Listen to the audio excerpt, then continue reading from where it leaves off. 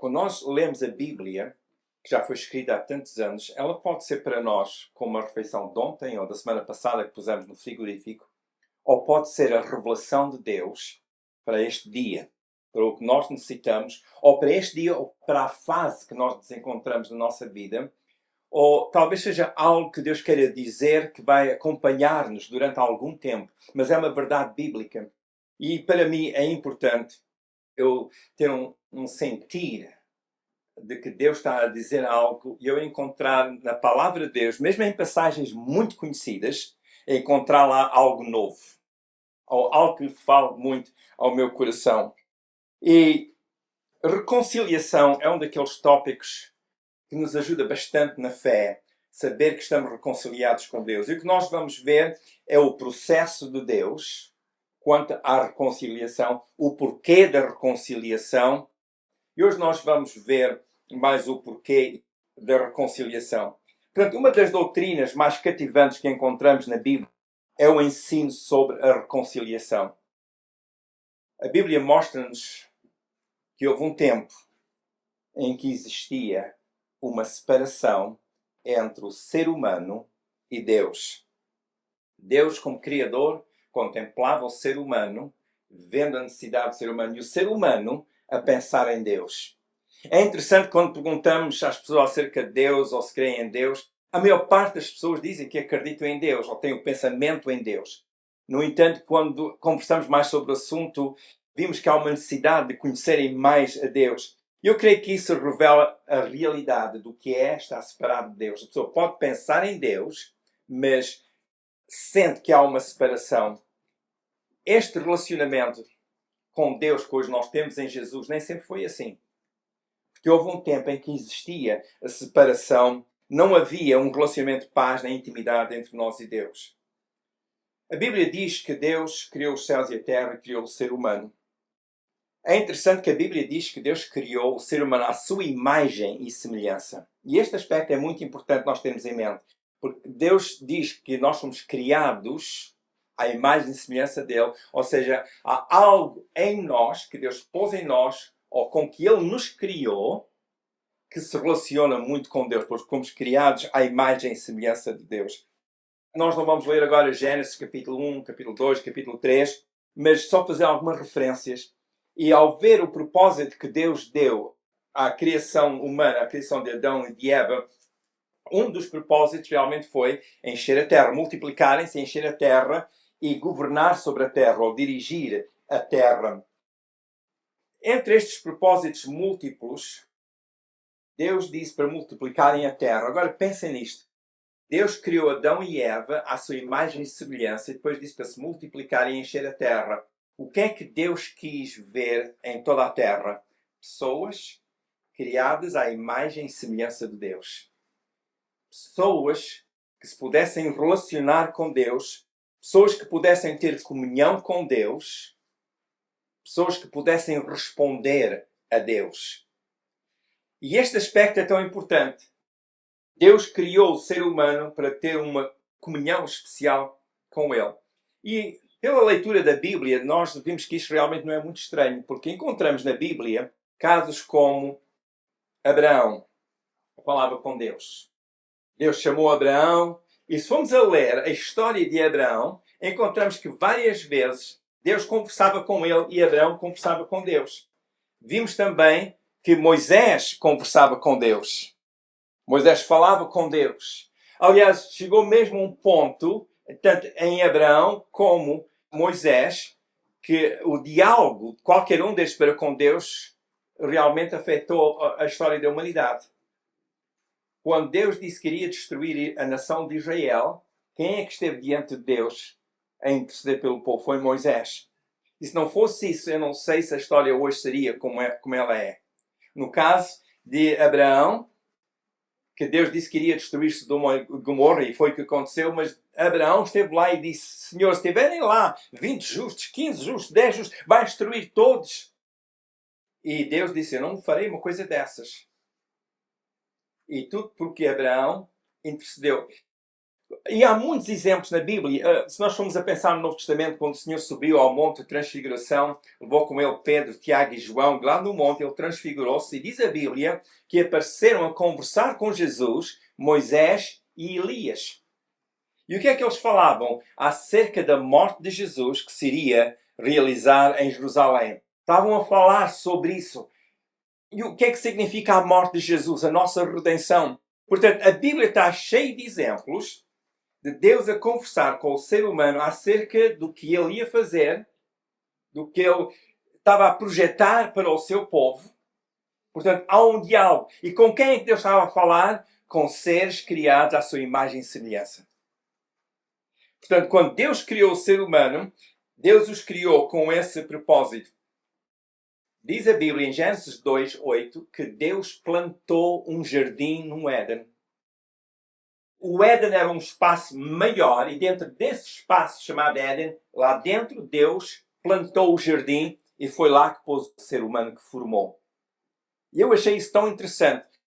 Diz-nos que Deus fez algo especial para alguém especial, que era Adão e Eva. Deus pô-los lá. E deu-lhes uma responsabilidade de cuidar daquele lugar. Mas na palavra hebraica tanto pode ser guardar como pode ser manter. Quando alguém dá uma responsabilidade, por exemplo, um quintal, olha, cuida do quintal, guarda o quintal, e se deixou a ferramenta, portanto, as enxadas, as pás e a mangueira para regar, é porque guardar implica cuidar, arrancar as ervas daninhas, cuidar daquilo.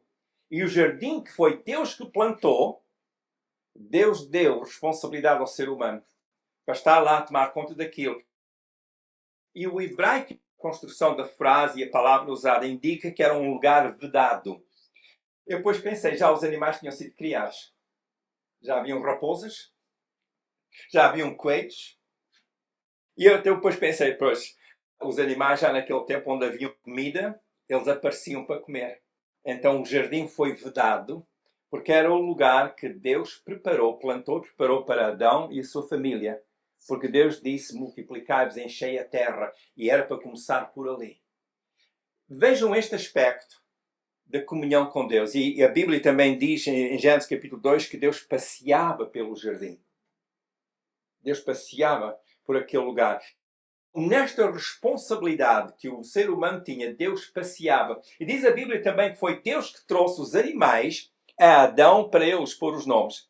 Ora, Deus criou os céus e a terra, não tinha problema nenhum, nem dificuldade alguma de colocar os nomes em cada animal, mas Ele deu essa responsabilidade ao ser humano. Vejam esta comunicação, este diálogo, este relacionamento que Deus tinha com o ser humano. Mas tudo isso mudou quando Adão e Eva cederam à tentação e desobedeceram a Deus. Como era hábito, Deus veio passear pelo jardim que Ele plantou, chamou por Adão e Eva e não houve resposta. Não houve resposta. Deus chamou, Adão! E lá do seu esconderijo, Adão respondeu e disse, Senhor, eu ouvi a tua voz e eu temi. A Bíblia mostra-nos que até então o ser humano nunca tinha experimentado o medo. Nunca tinha havido razão para ter medo. Hoje parece-me que todos nós nascemos com medo já. Mas Adão e Eva nunca tinham tido razão para ter medo.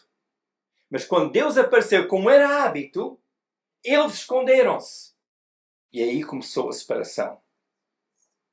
Aliás, não é difícil para nós compreendermos o aspecto da separação. Basta nós sentirmos algo em relação a Deus e a consciência dizer-nos se está tudo bem com Deus ou não. Não é preciso saber muita coisa, não é preciso ouvir um grande discurso teológico para a pessoa saber se está bem com Deus ou não. Se não está bem com Deus, aquela separação faz-se sentir. E isso é o que nós vimos na palavra de Deus. Deus a criar o ser humano com um propósito, para ter comunhão com Ele. Mas chegou a um ponto que não foi possível e eles tiveram então que sair do jardim. E a Bíblia diz-nos que por um só homem entrou o pecado no mundo e por isso todos pecaram. Romanos 5:12.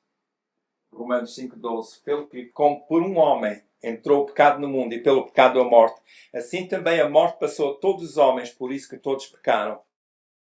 Como é que isto pode ser assim? A questão é o seguinte, lembrem-se. Deus criou o ser humano Disse multiplicai-vos. Multiplicar, portanto, a raça humana. Mas lembrem-se, a imagem e semelhança de Deus. Aquela qualidade com que Deus nos criou. E aquela qualidade que existia em Adão e Eva, que era para ser transmitida de geração em geração, que possibilitava a comunhão com Deus, isso ficou frustrado. Isso ficou quebrado. E então, por um homem, entrou o pecado no mundo e todos pecaram.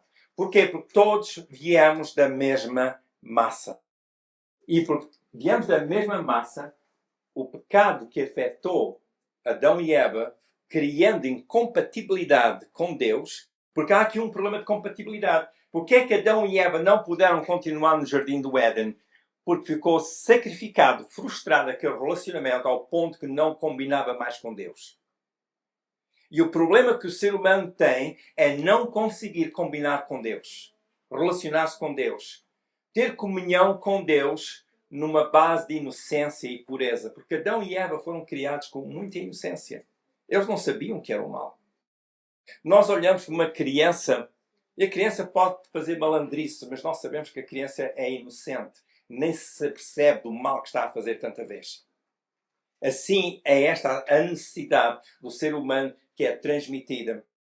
Nós olhamos para estas circunstâncias que a Bíblia nos revela também e vimos que há uma necessidade. E reconciliação implica a restauração de relacionamentos pessoais, tendo estes antes sido quebrados. Quando se fala de reconciliação, é voltar a um relacionamento que existia antes. Ou fazer algo para que esse relacionamento possa ser restaurado. Vamos ler Efésios capítulo 2, versículos 1 a 3. Porque esta passagem mostra-nos qual é o problema do ser humano. Efésios capítulo 2, versículos 1, 2 e 3. Este texto mostra-nos o que é que sustenta a separação entre Deus e o ser humano. Diz então Efésios 2, 1. Ele vos deu vida, estando vós mortos nos vossos delitos e pecados, nos quais andaste outrora, segundo o curso deste mundo, segundo o príncipe da potestade do ar, do espírito que agora opera, ou atua nos filhos da desobediência, entre os quais também todos nós andamos outrora, segundo as inclinações da nossa carne, fazendo a vontade da carne e dos pensamentos, e éramos, por natureza, filhos da ira, como os demais. Diz este texto, entre várias coisas, que nós estamos mortos em nossos delitos e pecados. O nosso relacionamento com Deus não era definido pela vida, mas era definido pela morte. E morte em termos espirituais não é necessariamente a ausência de vida no corpo humano, mas é a ausência de vida com Deus. Isso é morte espiritual. Então a Bíblia diz que nós andámos, nós vivíamos na morte. O nosso relacionamento com Deus conhecia esta barreira, não tínhamos vida de Deus em nós. E na realidade nós éramos como aquela terra que se pode semear lá sementes e não germina nada. Nem a erva cresce. Não sei se já têm encontrado lugares que é tão árido que nada cresce. Não há vida. Assim era a nossa vida em relação a Deus. Andamos segundo o curso deste mundo, segundo o príncipe das potestades do ar. Ou seja, nós dávamos continuamente ouvidos à voz da serpente. A Bíblia diz que a serpente falou com Eva e a tentou. E o pecado, a desobediência começou quando deram ouvidos à serpente. Mas sabem que a serpente ainda não se calou? A Bíblia diz que há um espírito que opera nos filhos da desobediência. Andamos segundo o curso deste mundo, o príncipe das potestades, Efésios 2, 2. Potestades do ar, do espírito que agora opera nos filhos da desobediência. Há uma voz a falar com os filhos da desobediência.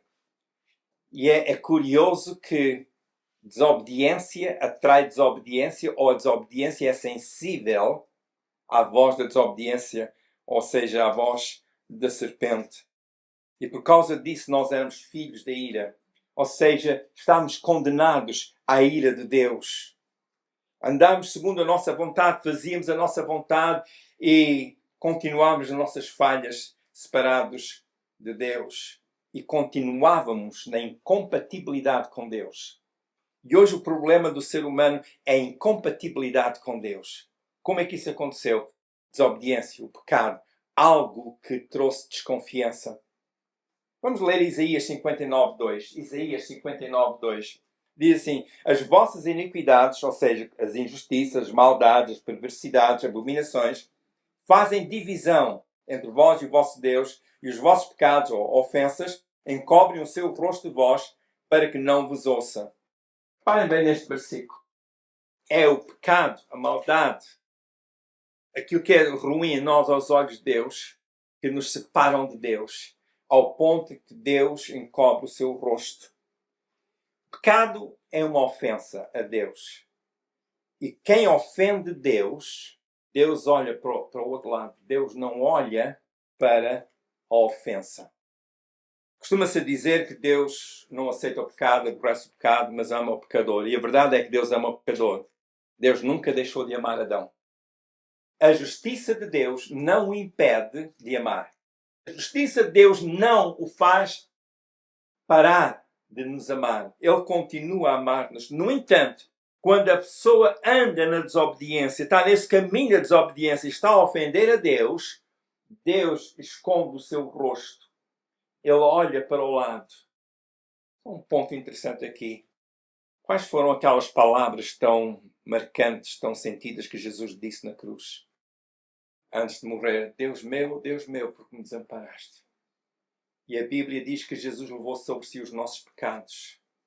Ele sofreu o castigo pelo nosso pecado. E tudo aquilo que ofendia a Deus caiu sobre Jesus. E é como se o Pai não pudesse contemplar o pecado. Porque a Bíblia diz que é o que Jesus fez. Ele tornou-se pecado por nós. Sendo ele inocente, tomou o nosso lugar na cruz do Calvário. Pecado, ou transgressões, ou iniquidades, são aquelas coisas que vão contra o propósito de Deus para a vida do ser humano. O propósito de Deus para o ser humano foi que este vivesse em inocência e em pureza. Foi assim que Deus criou Adão e Eva, inocentes, puros. Deus criou-os assim e era para continuar assim. Mas porque isso já não existe, ou deixou de existir, significa que o propósito de Deus foi sacrificado. A questão é que Deus criou-nos com um propósito. É que se não houvesse propósito para nós, Deus diria: olha, deixa andar. Deixa andar. É como aquela ferramenta que às vezes fica ao sol e à chuva, ao frio e à neve, porque não nos faz falta. O pó, isso também não faz diferença. Deixamos de ter propósito para aquilo. O que é que nós fazemos? Aquelas coisas, já não precisamos dela. Está a ocupar espaço. A realidade é que Deus teve e mantém um propósito para todos nós. E só pensar nesta verdade, Deus tem um propósito para nós, faz-nos pensar no relacionamento com Ele. Que nós podemos ter comunhão com Deus, intimidade com Deus, colaborar com Deus. Tal como a Bíblia está cheia de exemplos de pessoas que colaboraram com Deus. O apóstolo Paulo fala sobre isso. Nós colaborando com Ele, cooperando com o Senhor. Porque se somos emissários de Deus, se somos agentes de Deus, servos de Deus, e Deus nos deu uma missão, significa que há um propósito. O pecado impede este propósito. Ninguém se deixa iludir com pensamentos contrários. Pessoas que se entregam a práticas incorretas e uma vida contrária ao que a palavra de Deus ensina, estão a viver de uma forma que não tem a aprovação de Deus, estão separadas de Deus. Esta é a necessidade do ser humano. Não começou assim, mas isto aconteceu quando o ser humano desobedeceu a Deus. Qual então o efeito da reconciliação? Vamos só ver Efésios capítulo 2, começando com o versículo 4. Efésios 2, versículos 4, 5, depois 13 e 19. Vendo o que é que Deus fez para com cada um de nós para então que houvesse reconciliação, houvesse restauração. Diz então Efésios 2, 4. Mas Deus, sendo rico em misericórdia por causa do grande amor com que nos amou, e estando nós mortos em nossos delitos, nos deu vida juntamente com Cristo. Pela graça sois salvos. Reparem só, Deus teve grande amor para conosco. Efésios 2:4. Grande amor conosco. Estando nós mortos em delitos e pecados, nós estávamos mortos, separados de Deus. Nossa vida em relação a Deus era definida pela morte. Mas Deus fez algo. Ele deu-nos vida juntamente com Cristo, pela graça sois salvos. Agora o versículo 13. Mas agora em Cristo Jesus, vós que antes estáveis longe, fostes aproximados pelo sangue de Cristo. Versículo 19. Assim já não sois estrangeiros e peregrinos, mas concidadãos dos santos e sois da família de Deus. Qual é o nosso estado hoje em Jesus? Família de Deus. Não mais estrangeiros em relação a Deus, mas família de Deus. Jesus disse, e conhecereis a verdade, e a verdade vos libertará. Conhecer a verdade capacita-nos de tal forma que vivemos em liberdade em relação a Deus, comunhão com Deus. Costuma-se dizer que conhecimento é poder. Conhecimento espiritual é poder espiritual que não só nos capacita no nosso relacionamento com Deus, mas também capacita-nos ao ponto de os propósitos de Deus serem realizados em nossas vidas. Porquê é que Adão e Eva foram lançados para fora do jardim do Éden? Porque eles tornaram-se incompatíveis com Deus. A desobediência a Deus, a traição à confiança que Deus lhes colocou. Mas hoje em Jesus, nós que estávamos mortos, fomos vivificados juntamente com Cristo. Ou seja, a vida veio a nós. É assim tão simples? É. Não é preciso fazer nada. É preciso aceitar. Porque o convite para a salvação está aberto a todas as pessoas. Então, quando nós reconhecemos que Jesus pagou pelas minhas falhas aquilo que me separou de Deus, e nele eu tenho perdão, e sou restaurado, eu posso aproximar-me da cruz, receber esta misericórdia de Deus e ter o meu relacionamento com Deus restaurado e entro em reconciliação com Deus. Estou num estado de reconciliação com Deus. E quem está reconciliado não está mais zangado, mas vive em paz com Deus. Esta é a graça de Deus para cada um de nós. E ainda mais este ponto. A reconciliação entre o pecador e Deus só se tornou possível porque Jesus veio ao mundo e deu a sua vida em resgate pela nossa. Agora, toda a pessoa que reconhece em Jesus o seu único mediador perante Deus Pai pode vir através de Jesus e reconciliar-se com Deus. Como fazer?